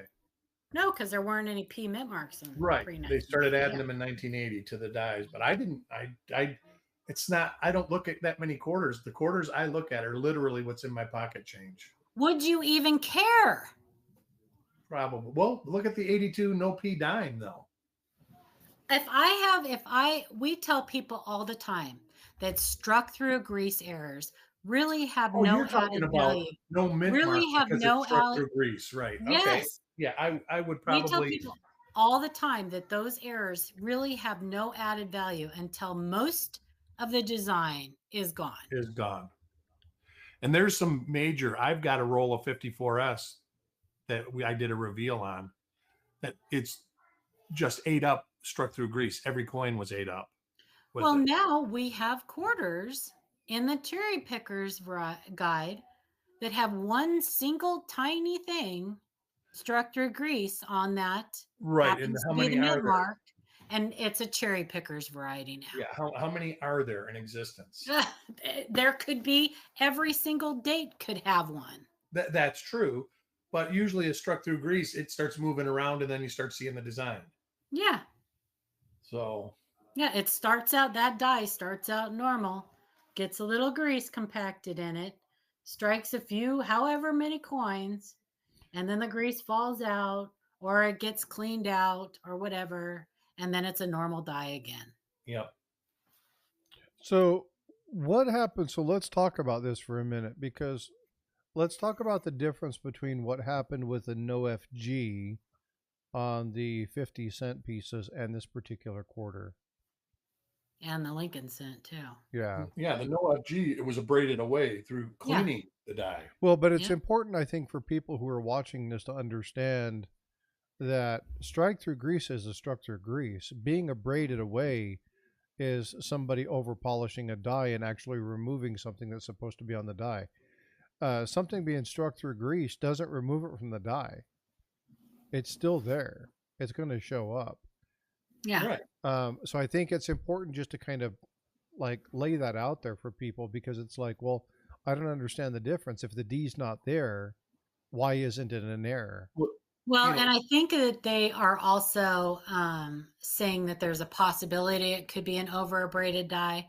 The problem I have with that is on uncirculated examples, I don't see any die abrasions, and that's not a typical spot for a clash to occur. So that only leaves one other option, and that's a struck through grease. Well, and the thing about these no FGs, they literally have to be no FGs. I used to get photos. I haven't got one in a long time. Most of them you can see FG still. It's just very. And you know the problem, Eric? Look on the PCGS website at the photos of those. Yeah, you can see FG on it. Yes. You Yeah. can see That's them. the Yeah. problem. Here, I'll pull And that the up floating real quick. roof is the same thing. I mean, there are so many 69D, 69S, 70, 70D, 70S. Yep. There's just tons of them Mm-hmm. that have the no FG floating roof stuff. Floating roof. That's your favorite, Paula. It's goofy. Well, and that was the thing. When the floating roof came out, it was always coupled with no FG. With the no FG, not anymore. Yeah. Not And like anymore. I say, Here. even when in the cherry picker's guide, it says it has to have no traces of FG. No trace. Here, Paula, I'm gonna present this. I've got it up on the screen. Oh, I'm so gonna excited. share. Just a second. I'm gonna share this. Make it big for the people who can see Confidence isn't theirs, at least. that. But I'm going to, because people can see this on both. I'm going to do it for you so we can walk through. I'm telling you, you guys, you don't need to watch anybody else but us. Here is, so for those of you right. who look and see where my mouse is. Yeah.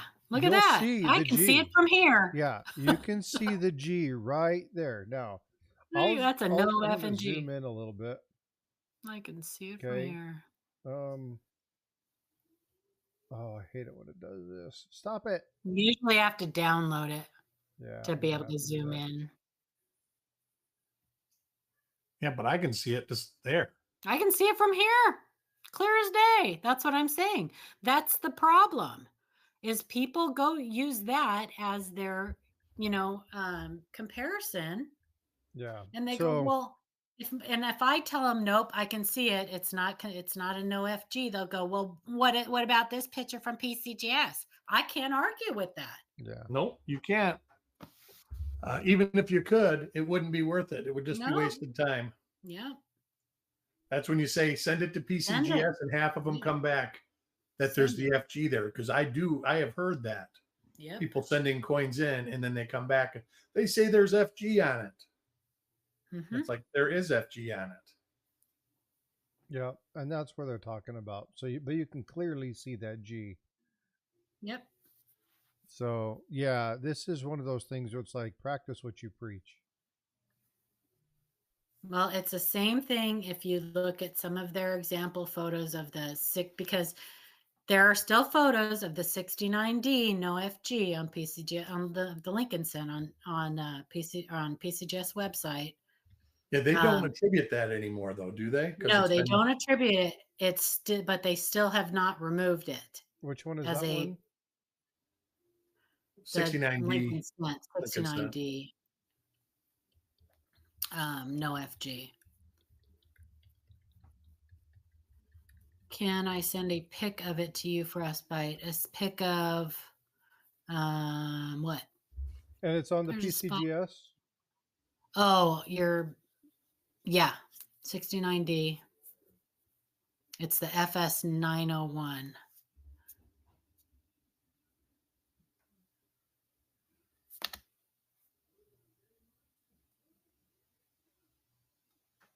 So I don't see anything on this one.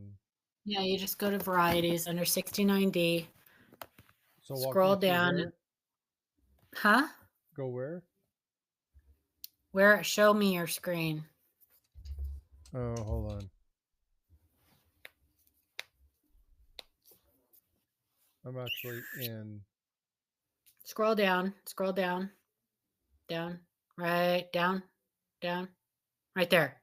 Show related coins and varieties. FS 901. What? This one? Yeah. Or do you want? Because this is the one. No, FS 901. Yeah. Yeah, it's Click for. on that. Click on it. But this is the one I'm on currently right now. Actually, the one picture they have, you can't see an FG on that one. But if you go to show more photos and you scroll through the photos, you'll find one. Here we go.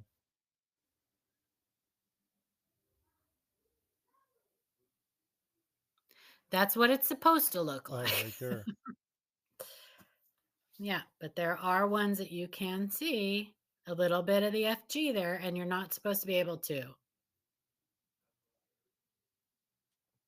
So it's very deceptive. Well, they did a better job on at least this year. Yeah.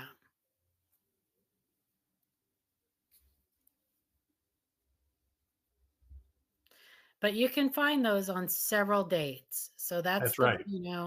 And mint marks. Yep. All it is that it's an over braided dye, and if you can find it on a mint state coin, then that's probably a better find than finding it on a circulated example, because you can find hundreds of circulated examples.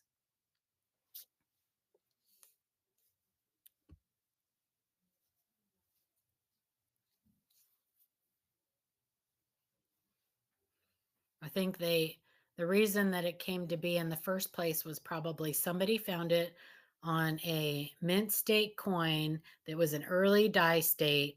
Yep. And it was interesting. I mean, that used to be one of the prerequisites to become a cherry picker. Right. It had to have some sort of character. Right. And it had nothing to do with rarity or anything like that, like a lot of people think. But when it becomes something that is more common, you can see it there. When it becomes something that is more common than not. And you literally can go through a roll of 69D. And while I see remnants of it, a lot of people would say, I found 30 no FGs in floating roofs. Exactly.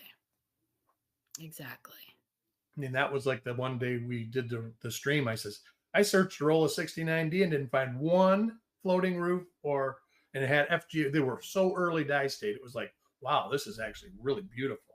Mm-hmm. So, and it would be cool to have a mint state example of it, because it's difficult to find a mint state example of it. But and it being circulated would be even more reason to believe it's not real, because I mean, some of it is very faint, so any circulation is going to pull it right off. Mm-hmm. Kevin sent you pictures, he said. I'm pulling them up now. Okay. And good morning, Gatita. And this is definitely an FG. And Pedro, good morning. You can definitely see the FG. 100% you can see that. That would never get a no FG designation. Yeah, lots of FG left. And I'll tell you that one of the key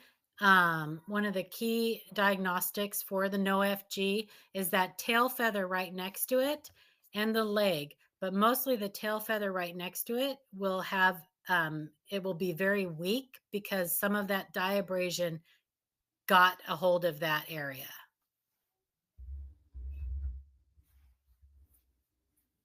But yeah, you can see that. And I think 1982 is the one that is more desirable of the two, isn't it? And 66, I think. Yeah, 66 and 82D. Actually, it might be 82D. But there's several dates of it. Cool. Because there's probably even more dates than that. Well, we know there are. Yeah, I see people finding them all the time. So. Yeah, and folks, again, when we do this on Sundays, if you have photos like this, feel free to send them in. We'll talk about them. Paul is here. Don't send them to me directly, or I mean, you can send them to me directly. I won't attribute it. I'll send it to her. We'll talk about it. Because what I found is I have enough knowledge to be dangerous. Yeah. And so I'm being honest. I'm being honest with people. But what I do have is I have a number of resources that can make sure I help get the right answer. So yeah, over half of the 82s have FG on the photos. Yeah. I do have to say that I am kind of pleased that even though Franklins are not my thing, that they included several more of the Bugs Bunny. I love Franklins. I'm not a big fan of the Bugs Bunny thing, and but those have a huge interest base, like always have. I go out of my way to search for RPMs. I've got almost all the listed connected. Adam's new thing is is 62 D on the bell. Is it the 62 D on the Oh, bell? with the D on the bell. Yeah, that's don't his have new thing. that. He just found another one. Yeah. He found one in Tulsa and he found another And one. I'm A not D on the I'm not bell. sure about that. Yeah, I think that could be kind of like the it is. WRPM 269. Well, that I think it could be a die crack. It's But- not a D. It's not a D. Why would they take a reverse die and randomly put a D? Right. You know what I mean? Because they hand. I mean, stranger things have it's a happened. hubbed in debris, just like come on. We were talking about the It's hubbed in 53. debris. I think it's RPM 23. That's got the D in the vest. Well, it turns out there was some guy, a real old variety guy. He says there's a D on the nose also, and it is. Everyone I've looked at least it looks like a D. Oh, funny. Well, we do know that they practiced in those areas. Yeah. Because those areas were supposed to, you weren't supposed to be able to see them once they were struck. Yeah. Just like with the Indian head sense, with the one and the, popping out of the neck. Yeah, I love our. They practiced in areas like that on the dies. So that's a good book. If you've never seen it, Kevin Flynn wrote a book that was called Two Dates Are Better Than One. nice. I don't have that. I've heard of it though. I had it, but it was destroyed. But it's a good book, and it goes through more than just Indian head sense. It has all the denominations of the old coinage Of all the overdates and stuff. Nice. I love overdates. So do I. I love overdates. I love repunch dates. I love finding the dates down in the denticles. Yeah, I've got about a half dozen in the last year and a half. When I go to a show, I always look at all the uncirculated Indian heads. But you can find them up in the rock, I guess, of the seated Liberty coin. There's a couple of them that are in the like neck and jaw area. Uh-huh. And then the ones in the denticles, and then there's a lot of them that you can actually see in the date, where they're just moved around within the date. Mm-hmm. So, yeah, it's pretty. Those are pretty cool. But Paula, real quick for the members that are fairly new, what's the difference between a repunch date or an over date?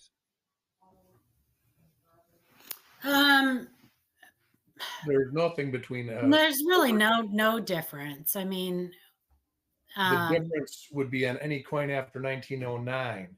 Yeah, it would be a class 3 double die. Repunch dates are usually the same date. They punch it into the die, and much like an RPM happens. And an overdate is typically 2 different dates. That's my understanding. Right. That would be my best explanation. In modern day coinage, there's no such thing as a repunch date. No, because they're all included in. What about the 42/1 Mercury dime? That is a class 3 double die. That is a class 3 double die. Yep. Just like the 43/2 Jefferson nickel. Those are class 3 double dies. And the 1960 DDO number 1 RPM 100 is a class 3. There's some 49S's that are 49 design over 48 design. That's all I can think of. Yeah, right those were hubbed. They weren't repunched. they weren't punched. When the Indian head sent left, the last and they might have did it on the Barber dimes and stuff like that afterwards. I'm not sure. That is an overdate. Yeah, those are repunch dates, over dates, because the dates were actually punched into the dies. Yeah. And the thing that she's talking about, remove, because a lot of times back then they either punched in the entire date, or oftentimes they would keep the first 3 numbers and then just abrade the last number away and punch in, just so they could reuse the dies over and over. I got one right here. Several years. Well, and depending upon the typeset that they used, whether they used a 2 or a 3, They only punched one number. Sometimes they'll punch the last two numbers. Sometimes it was all in one. Sometimes it'll be like all in punch. one. So it depends on the die, the 4, 3, or 2 pronged punch that they utilized, which Adolf Weinman, or Christian Gobrecht and some of them changed from 2 to 3, so they only had to change the last letter. But there are a lot of times it was how long that run was going to be, how long that. All right, Frosty, I'm going to take the nickel down, and I got a repunch date.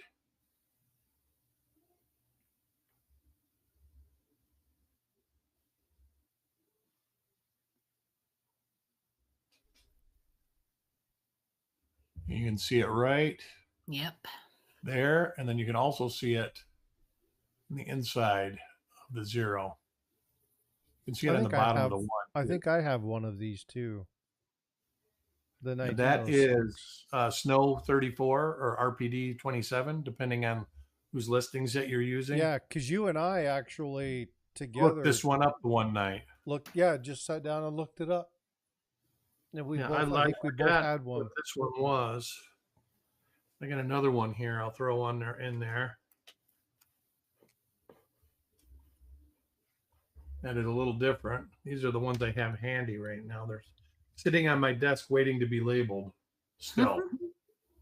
So that tells you how long they've been. There's one right there. And you can see it on the top of the 7 and the bottom of the 9. Mm-hmm.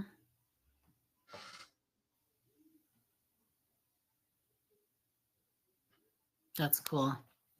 That's a nice improper alloy mix there, too. Yeah, it's got a good woody on it, doesn't it? That's what she said. Ba-dum-dum. Ba-dum-dum. Morning, Nick Milner. I'm trying to find a really good image of one that has a date in the denticles. One of the good ones, I want to say, is 1894. Is one of the ones that is on the Red Book. I think it's 1894. 1894 what? 94 over 94 is what they call it. I'll double check.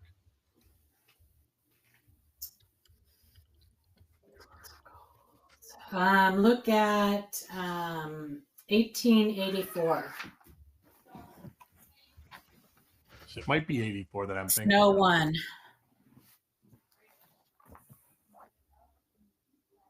But one of them, a couple of them are in the Red Book. And or 1883 is FS 401 Snow 8.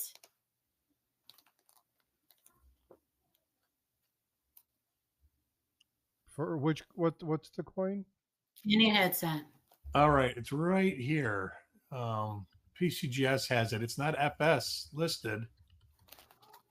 But you can see the 4 and the 9 northeast of the original. Is it in the denticles? Because I think that's what he's looking for. No, this one is across the whole date. Gotcha. If you look at it. Oh, there's some monster repunch dates. 94 over 94. If you go to PCGS, it's not even FS listed, but it is in the Red Book. Mm-hmm. I mean, it's a $30,000 coin.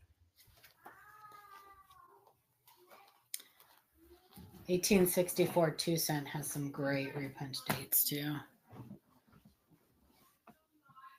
Actually, it is FS listed. They've got 2 listings on PCGS. It's FS 301. So here's that coin. Let me stop sharing here. You can see that really well. There we go.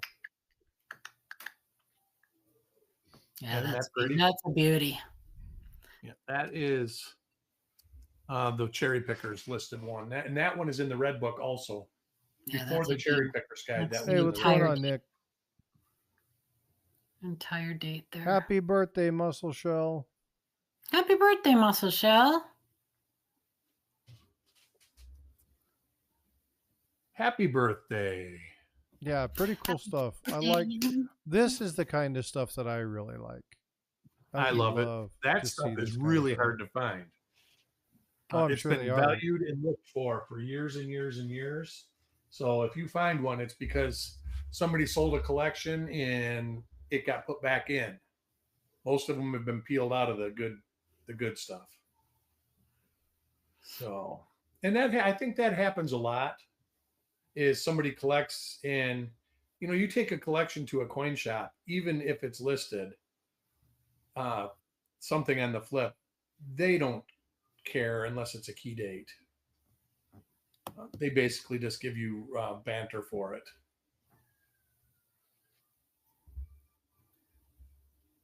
Yeah. But you go into a coin shop with the 1894 over 1894, you're going to get some good money no matter what. Yeah. Pretty cool piece.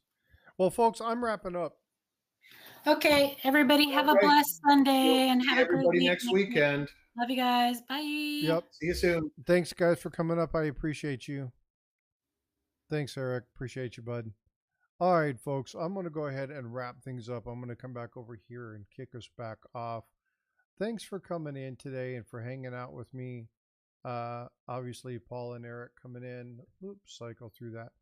But again, thanks for coming in and hanging out. We got Coin Crew coming up here in just a couple minutes. I'm going to be popping in later on during some of the streams. I've got some family stuff to take care of right now. So again, just take care of yourselves. Be well, be blessed. And you know what? I will see you in the streams.